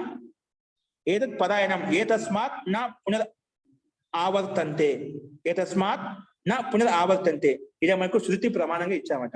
ఎందుకంటే తపస్యాపూర్వకంగా బ్రహ్మచర్యం పాటిస్తూ, బ్రహ్మచర్య అంటే ఇంద్రియ నిగ్రహంలో ఉంచుకుంటూ, శ్రద్ధయ ఇంకా శ్రద్ధాపూర్వకంగా అంటే విద్యాయుక్తం, శ్రద్ధాపూర్వకంగా ఇంకా విద్యాయుక్తంతో, శ్రద్ధ ఉంది కానీ విద్య కూడా లేకుండా ఇబ్బంది కదా, విద్య కూడా ఉండాలి, జ్ఞానం ఉండాలి అన్నమాట. శ్రద్ధయా విద్యయా, శ్రద్ధాపూర్వకంగా విద్యాతోటి ఆత్మానం అన్వేష్య అంటే జీవాత్మను అన్వేషించి, పరమాత్మను అన్వేషించి, ఏతం అమృతం, ఈ అమృతం అంటే మోక్ష సుఖమైనటువంటి మోక్షం. ఏదో ఆ మోక్షం ఎలా ఉంటుంది? అభయం, అక్కడ నిర్భయంగా ఉండేటువంటి భయం ఉండేవాట, నిర్భయత ఉంటుందట. అభయం ఏతం పరాయణం, పరాయణం అంటే అత్యంత ఉత్కృష్టమైన స్థితి, దానికంటే ఉత్కృష్టమైన స్థితి ఇంకేది లేదు, దానికంటే ఉచ్చ స్థితి అంటూ ఏది ఉండదు. మోక్షమే అత్యంత ఉత్కృష్టమైన స్థితి అనమాట, ఉచ్చ స్థానం అంట. మోక్షం కంటే ఇంకా ఉత్కృష్టమైనటువంటి దానికంటే పైన ఏ స్థానం అంటుండదు, అదే అంతిమ స్థానం అన్నమాట, దాన్ని పరాయణం చెప్తాం. మరి ఇలాంటి స్థితి ద్వారా ఏతస్మాత్ నా పునర్ ఆవర్తంతే, మరి ఈ రకంగా తపస్య ద్వారా, బ్రహ్మచర్య ద్వారా, శ్రద్ధాపూర్వకంగా విద్యతోటి ఆత్మ అన్వేషించి ఎవరైతే వివేకాన్ని పొందుతారో, ఈ ప్రకృతి వేద పురుషుని యొక్క ఆత్మ వివేకాన్ని తెలుసుకుంటారో, వారికి అటువంటి వ్యక్తికి మోక్షం అంటే పరాయణం అత్యంత ఉత్కృష్టమైన స్థితి, మోక్ష స్థితి అనేది అతనికి కలుగుతుంది. కాబట్టి నా పునర్ ఆవర్తంతే, అటువంటి వ్యక్తి మళ్ళా సంసార బంధంలోకి తిరిగి రాడు, నా పునర్ ఆవర్తంతే అని చెప్పి ఇక్కడ ఈ ప్రశ్నోపనిషత్తు యొక్క మంత్రం మనకు ఇక్కడ చెప్పబడింది. కాబట్టి ఎవరికైతే వివేకం ప్రాప్తమవుతుందో అటువంటి వ్యక్తికే మళ్ళీ సంసారంలో ఆవృత్తి ఉండదు. ఎవరికైతే పుణ్యకర్మలు చేస్తూ ఉంటారో, యజ్ఞ యాగాది కర్మలు చేస్తుంటారో వాళ్ళకి స్వర్గ విశేషం కలుగుతుంది, కానీ అత్యంత దుఃఖ నివృత్తి అయితే కలగదు. అత్యంత దుఃఖ నివృత్తి కలగాలి అంటే ఖచ్చితంగా మనము ఈ రకంగా ఆత్మను అన్వేషించి ప్రకృతి పురుషు యొక్క వివేకాన్ని తెలుసుకున్నప్పుడే మనకు ఈ సంసార బంధం తొలగిపోతుంది, సంసారంలో మళ్ళీ ఆవృత్తి ఉండదు అని చెప్పి అనావృత్తి అని చెప్పి ఇక్కడ స్పష్టంగా చెప్పామట. కాబట్టి అనావృత్తి శృతి ప్రమాణం మనకు స్పష్టంగా కనిపిస్తుంది. సో ఈ రకంగా ఈ సూత్రంలో ప్రస్తావించారన్నమాట. అస్తు, ఇందులో ఒక సందేహం ఉందండి? ఇప్పుడు నా ఆవర్తంటే అంటే మళ్ళీ ముక్తించి మళ్ళీ తిరిగి మోక్షం కలిగిన వ్యక్తి మళ్ళీ తిరిగి రావడానికి కాదు, ఖచ్చితంగా తిరిగి వచ్చేస్తాడు మళ్ళీ. కానీ అది చాలా కొన్ని కోట్ల వర్షంల వరకు, కొన్ని కోట్ల అరబుల వర్షంల వరకు అక్కడే ఉంటాయి. అంటే ఈ సృష్టి ఏమంటారు, వర్షములు కాదు, ఈ సృష్టి ప్రళయం కొన్ని కోట్ల సంవత్సరాల వరకు అక్కడే ముక్తిలో ఉంటూ, దీర్ఘకాలం వరకు అక్కడ ముక్తిలో ఉంటూ ముక్తి సుఖాన్ని అనుభవించిన తర్వాత మళ్ళీ తిరిగి వచ్చేస్తారు అన్నమాట. అక్కడే ఉండేవాడు నా పునరావర్తంతి, అక్కడ దీర్ఘకాలం వరకు అక్కడ ముక్తిలో ఉంటారు. కాబట్టి ఇప్పుడు మనం ఒక రకంగా చెప్పవచ్చు, లౌకిక ఉదాహరణ ప్రకారంగా ఇప్పుడు అంటే అంతవరకు సుఖంగా ఉండొచ్చు. ఇప్పుడు ఏదైనా మనం ఒక స్థల విశేషాన్ని కానీ, ఒకటి ట్రస్ట్ విశేషాన్ని కానీ మనం లీజుకు తీసుకుంటూ ఉంటామండి. 100 ఏళ్ల వరకు ఇది నాదే అగ్రిమెంట్ అని చెప్పి తీసుకుంటాం. అంటే 100 ఏళ్ల వరకు ఏంటి, పూర్తిగా తన ఆధీనంలో తనదిగా భావించి చేస్తూ ఉంటాడు అన్నమాట. అంటే 100 ఏళ్ల వరకు పూర్తి అధికారం అన్నమాట. అంటే అర్థం చేసుకోవడానికి లౌకిక ఉదాహరణ చెప్తున్నాను. అలాగా 100 ఏళ్ళకి ఈ విధంగా పూర్తి ఆద్యం అంటే 100 ఏళ్ళు అంటే నీ జీవితం అంతా అయిపోతుంది ఇక్కడే అన్నమాట. 100 ఏళ్ళ కంటే నేను జీవితం మొత్తం లీజుకు తీసుకున్నాం, మనం చేస్తున్నాం, దాన్ని పని చేస్తున్నాం. అలాగే ముక్తి సుఖం అనేది ఇక్కడ ఒకసారి ముక్తిని పొందుతాం, దీర్ఘకాలం వరకు అక్కడే ఉన్న కొన్ని కోట్ల సృష్టిల వరకు అక్కడే ఉన్న తర్వాత మళ్ళీ తిరిగి పునరావర్తతే, మళ్ళీ తిరిగి ఎటువంటి కర్మలు లేకుండా సామాన్య జీరో స్థితిలో ఉంటూ మళ్ళీ సామాన్య జన్మ కలుగుతుంది. అక్కడి నుంచి మళ్ళీ ఏ విధంగా మళ్ళా జీవాత్మలు కర్మలు చేస్తూ సంసార బంధంలోకి వస్తూ ఉంటాయో అలా వస్తూ ఉంటాయని. ఎందుకంటే సీమిత కర్మలకు ఫలము సీమితంగానే ఉంటుంది.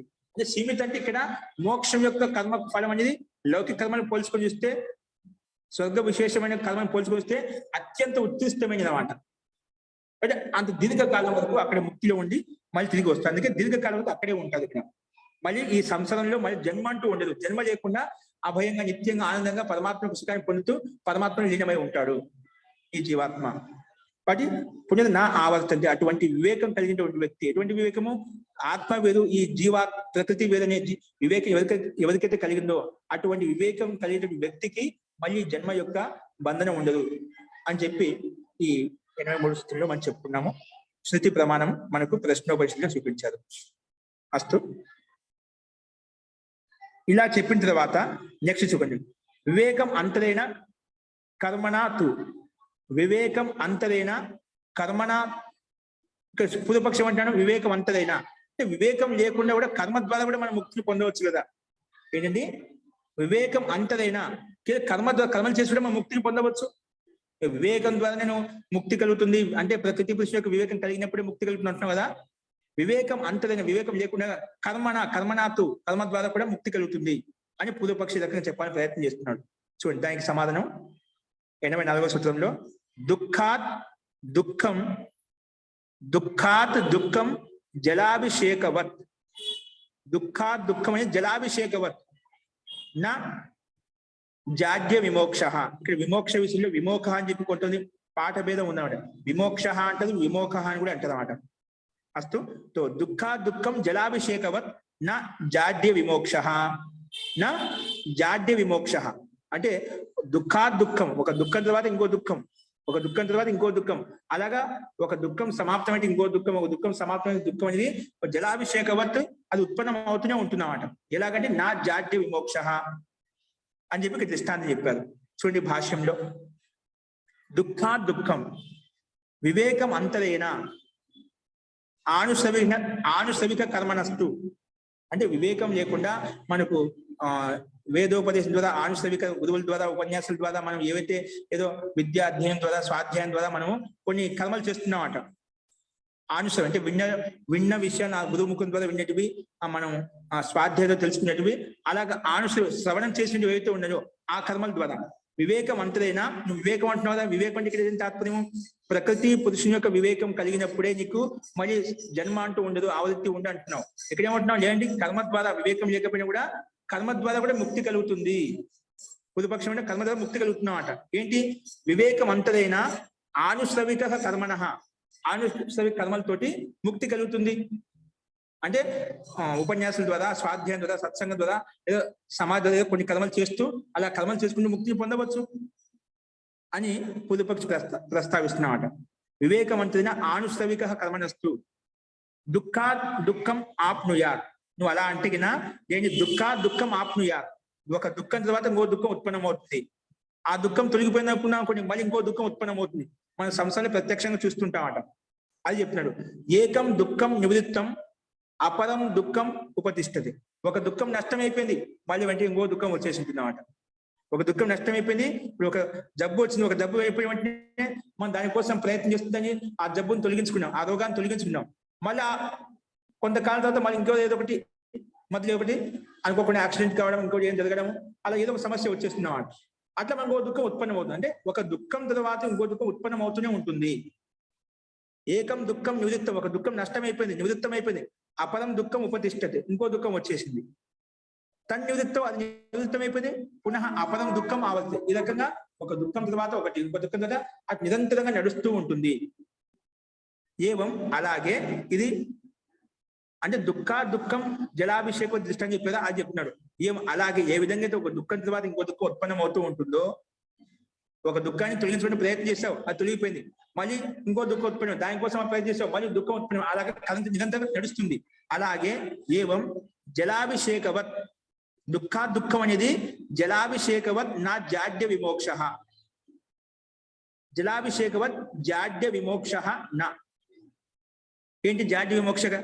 లౌకిక ఉదాహరణ ఏం చెప్తున్నా అంటే, జలాభిషేక జాడ్య ఆర్థస్య త్వగ్ విష్టబ్ద రోగయుక్తస్య విష్టబ్ద గాత్రస్య శీతేన పీడితస్య వా జాడ్య విమోక్షో నా భవతి. జాడ్య విమోక్షో నా భవతి. ఇక జలాభిషేక అంటే ఇక్కడ చలికాలంలో అత్యంత ఇప్పుడు మనకు ఇప్పుడు చలిగా ఎందుకంటే నవంబర్ వరకు డిసెంబర్ వరకు ఎక్కువ చలి ఎక్కువగా ఉంటుంది, మనకెళ్ళి తక్కువ ఉండొచ్చు కానీ ఎక్కువ చలి ఉంటున్నాం, డిసెంబర్ లో ఎక్కువగా ఉంటున్నామాట. ఆ చలి ఎక్కువగా ఉందన్నమాట, ముందు నుంచి చలితో బాధపడుతున్నామాట. అటువంటి వ్యక్తికి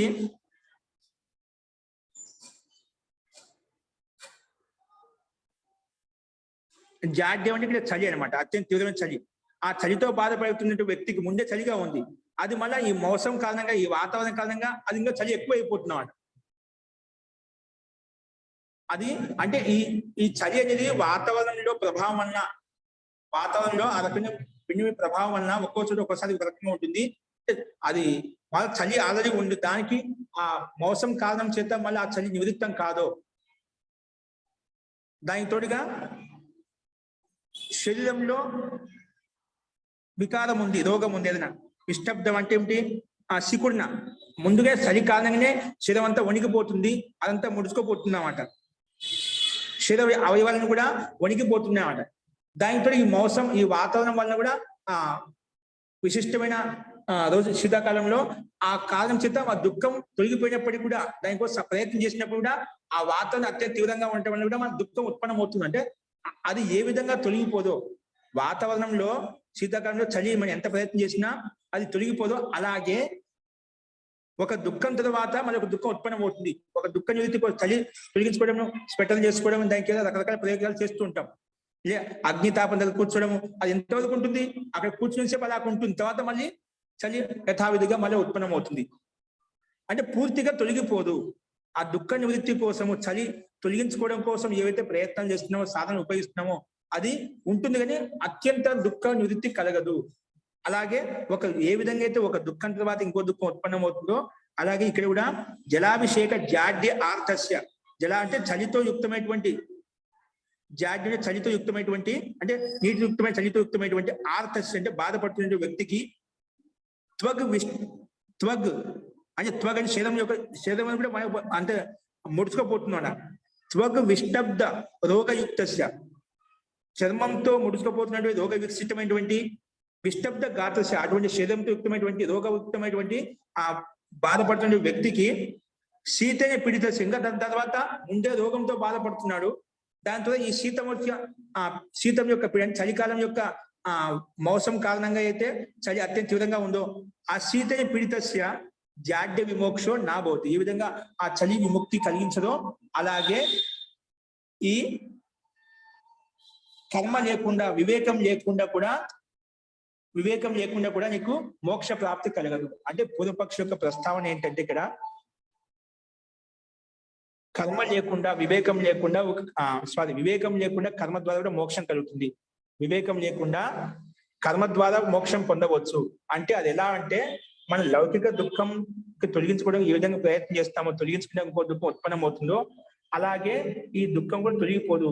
వివేకం ఉంటే దుఃఖం తొలగిపోతుంది, వివేకపూర్వక దుఃఖం తొలగించుకోవచ్చు. లేకపోతే జలాభిషేక జాడ్యవత్ విమోక్షో నా భవతి, ఈ విధంగా చలి కోసం ప్రయత్నం చేసినప్పుడు తొలగించుకోవడం ఎన్ని ప్రయత్నం చేసినా మళ్ళీ ఆ చలి అనేది మనకు విముక్తి కలిగించదో, అలాగే కర్మ ద్వారా, కేవలం కర్మ ద్వారా ముక్తి కలగదు, కర్మ ద్వారా ముక్తి కలగదు, వివేకం ద్వారానే ముక్తి కలుగుతుంది అని చెప్పి ఈ సిద్ధాంతి ఇక్కడ ప్రస్తావించాడు. ఆ దుఃఖం, ఒక దుఃఖం ద్వారా ఇంకో దుఃఖం ఉత్పన్నం అవుతుంది. ఎలాగంటే జలాభిషేకవత్ నా జాడ్య విమోక్షవత్, జలాభిషేకవత్ అంటే చలికి ఏ విధంగా ద్వారా మనకు దుఃఖం ఉత్పన్నం అవుతుంటుందో, ముందు రోగంతో బాధపడుతున్న వ్యక్తికి, జాడ్యంతో చలితో బాధపడుతున్న వ్యక్తికి ఈ వాతావరణం కారణంగా, చలి కారణంగా ఇంకా దుఃఖం ఉత్పన్నం అవుతుందో, అలాగే ఇది కూడా కేవలం కర్మ ద్వారా మనకు మోక్షం కలగదు, ముక్తి కలగదు. ముక్తి కలగాలి, మోక్షం కలగాలి అంటే వివేకం అవసరము. పైన చెప్పిన ప్రాప్త వివేకస్య అనావృత్తి శృతి, అంతేగాని వివేకం లేకుండా కర్మ ద్వారా ముక్తి కలగదు అని చెప్పి సిద్ధాంతి ఇక్కడ ప్రస్తావించాడు. అస్తు, ఇది ఈ సూత్రం యొక్క అభిప్రాయం. నెక్స్ట్ ఇంకోటి కామ్య కర్మలు, నిష్కామ కర్మలు అని చెప్పి ప్రస్తావన ఇంకో రకంగా పూర్వపక్షి ప్రస్తావించాడు, అది మనం చూద్దామండి. అస్తు, ఇందులో ఇంతవరకు చెప్పిన వారికి ఎవరికైనా సందేహం చెప్పండి. ఆచార్య, ముక్తి మోక్షం అనే జన్మరాహిత్యం లేకుండా ఇవన్నీ వీటికైనా ప్రమాణాలు ఉన్నాయండి? ఎంత చేసినా సరే ఏదో ఒక కర్మ మిగిలింది, మళ్ళీ దానివల్ల మళ్ళీ పునర్జన్మ వచ్చింది అని చెప్తుంటారు కదండి. జీ జీ ఈ ముక్తి అందుకే కలగడం చెప్పేదా మోక్ష కలగడం అన్న దానికి ఏమైనా ప్రమాణాలు ఉన్నాయా? మొత్తం వేరే ప్రమాణం ఉంది కానీ మోక్షం ఉందని చెప్పి మన శాస్త్ర ప్రమాణం ఉంది, ఋషి మహర్షి యొక్క ప్రమాణం. దానికోసం అత్యంత దుఃఖ నివృత్తి కోసం ఈ విధంగా వివేకంతోనే మోక్షం కలుగుతుంది.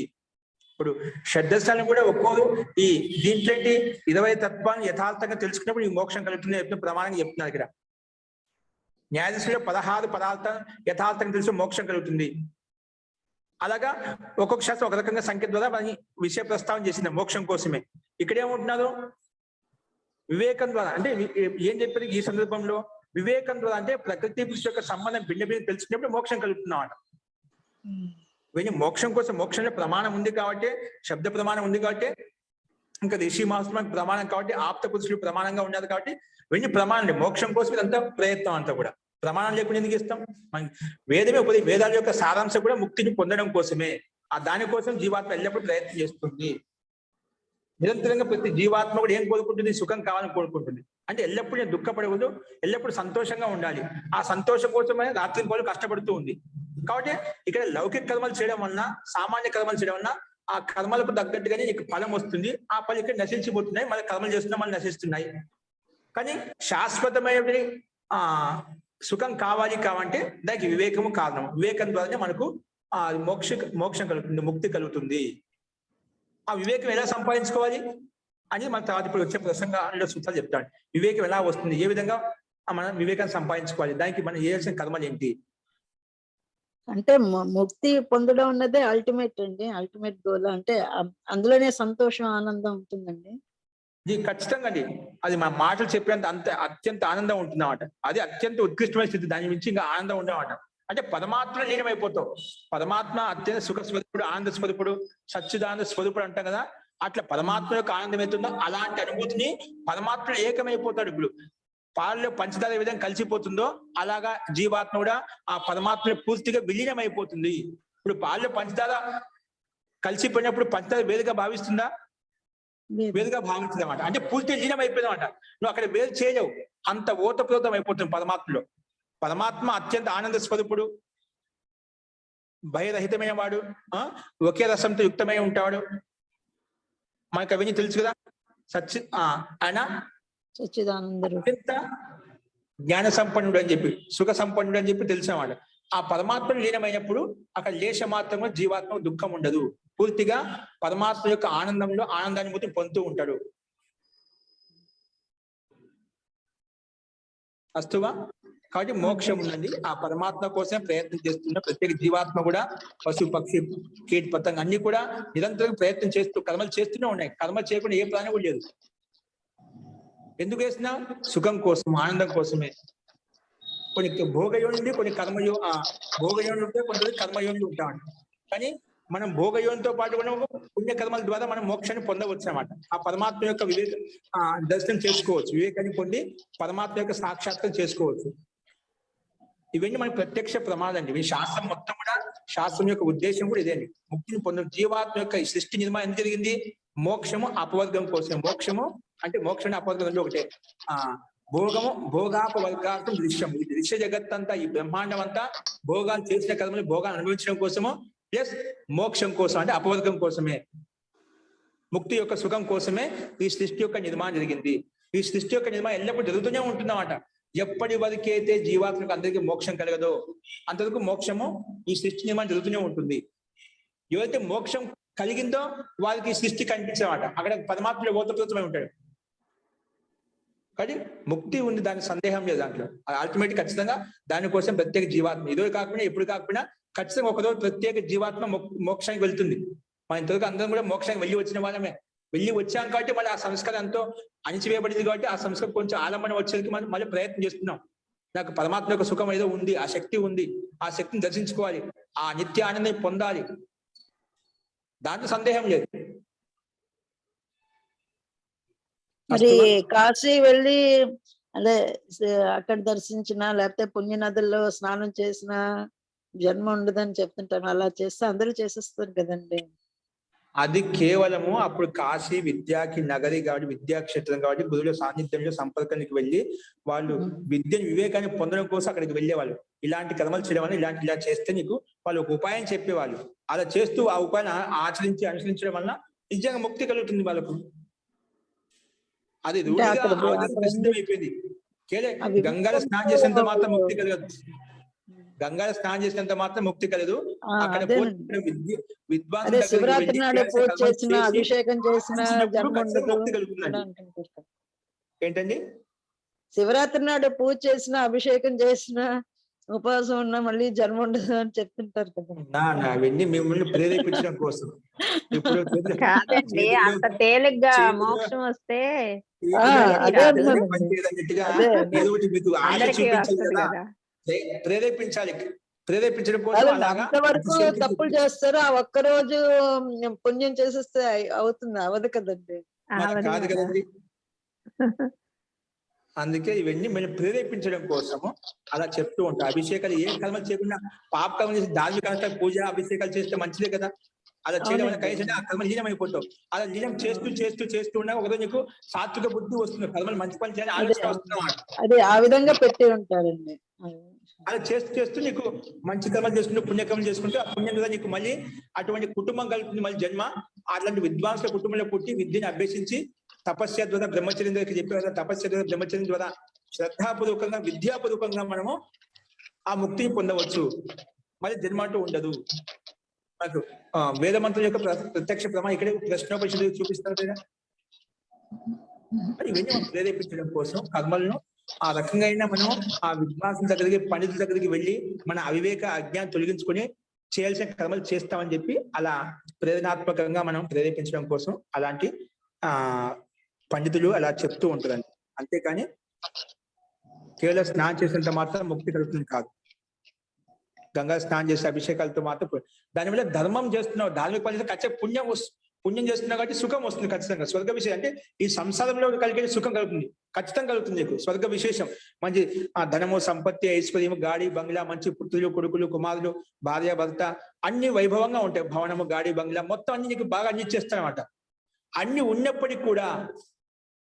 ఉన్నప్పటికీ ఏదో ఒక దుఃఖాన్ని వెంటాడుతూనే ఉంటున్నమాట. ఒక దుఃఖం ద్వారా పుట్టి దుఃఖం ఖచ్చితంగా వస్తుంది. సంసారంలో జన్మ అంటే దుఃఖం. మనకు దేవి దేవతలకి మన దుఃఖాలు తప్పలేదు. రాముని చూస్తున్నాం, కృష్ణుని చూస్తున్నాం, శివుడికి చూస్తున్నాం. అందరికి చూసి వాళ్ళ ఇతిహాసం పురాణం చదువుతున్నా అందరూ చాలా కష్టపడిన వాళ్ళే, అందరూ యుద్ధం చేసిన వాళ్ళే. ఎవరు చేయలేదు, ఎవరు కష్టపడలేదు చెప్పండి? ఈ మహాపురుషులంతా కూడా అందరు దుఃఖాలు జన్మ తీసుకున్నారు, అందరు దుఃఖాలను అనుభవించే వాళ్ళంతా కూడా ఆ దుఃఖాలను అనుభవిస్తూ కూడా వాళ్ళ మళ్ళా వివేకాన్ని పొంది అంత ముక్తిని పొందాలి, మోక్షాన్ని పొందాలి, పరమాత్మ ఏకమైపోయారు అంతా. కాబట్టి జన్మ అంటే ఖచ్చితంగా దుఃఖం ఉంటుంది. దాన్ని తొలగించుకోవాలంటే ఖచ్చితంగా వివేకం ద్వారా తొలగిపోతుంది. కాబట్టి చేయాల్సిన కర్మలు చేసినప్పుడే మనకు మోక్షం కలుగుతుంది. అస్తు. అంటే పుణ్యకర్మల ద్వారా ఉత్తమ జన్మ లభిస్తుంది కానీ మళ్ళా పునరపి జననం ఉత్తమ జన్మ లభిస్తుంది కానీ ఆ ఉత్తమ కర్మల ద్వారా ఉత్తమ జన్మ ద్వారా చెప్తుందా? ఒక మంచి బ్రాహ్మణ కుటుంబంలో విద్వాంసుల కుటుంబంలో జన్మ తీసుకున్నావు. ఎక్కడైతే వివేకవంతులు వాళ్ళ తల్లిదండ్రులు విద్వాంసులు పండితులు, మళ్ళీ అక్కడ విద్యను అభ్యసించి నువ్వు కూడా ఆ విద్య ద్వారా వివేకం ద్వారా జ్ఞానం అవుతుంది.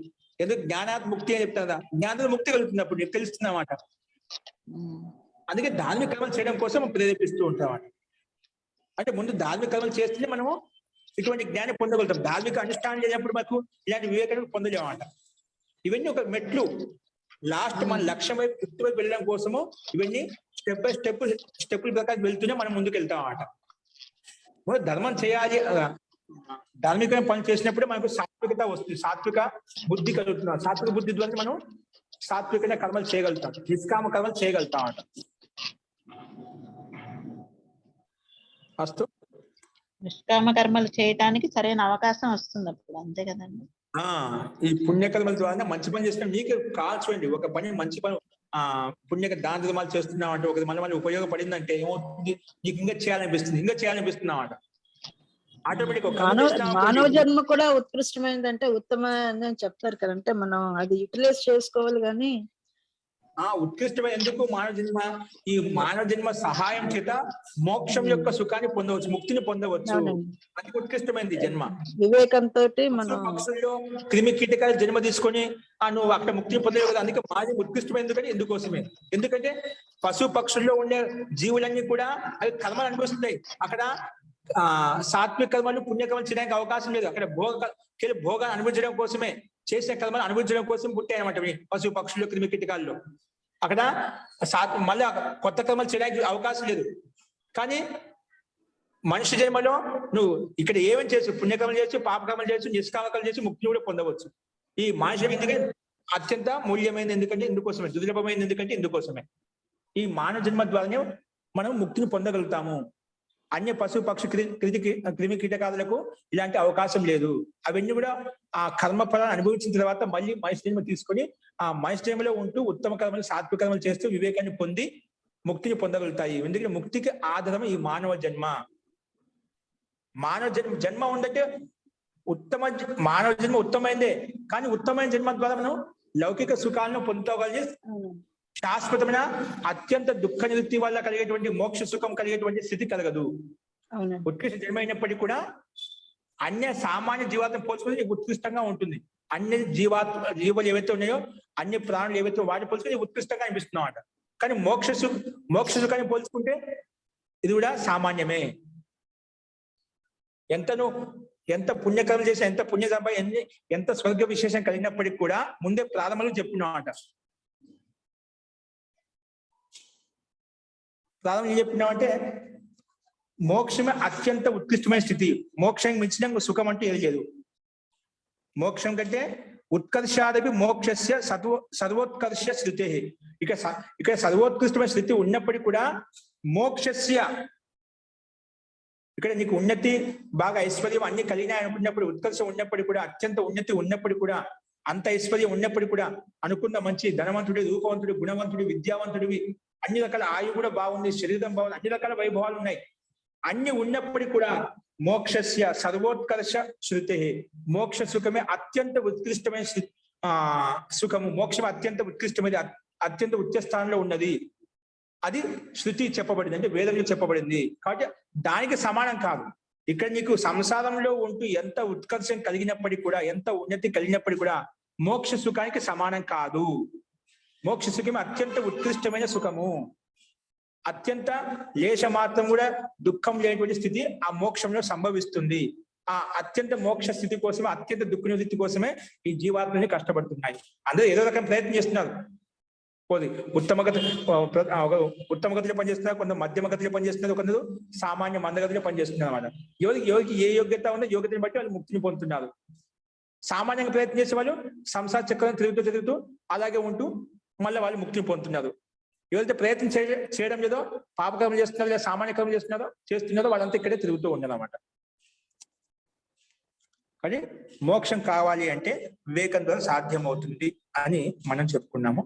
ఆ వివేకం అనేది ఎలా కలుగుతుంది, ఎలా వస్తుంది అనేది మనకు తర్వాత సూత్రాలు చెప్తాయండి. అవి మనం రేపు చూద్దాం. ఫస్ట్ ఇంకేమైనా సందేహాన్ని రేపు చూద్దామండి, టైం ఎక్కువ అయిపోయింది. మంత్రపాఠ.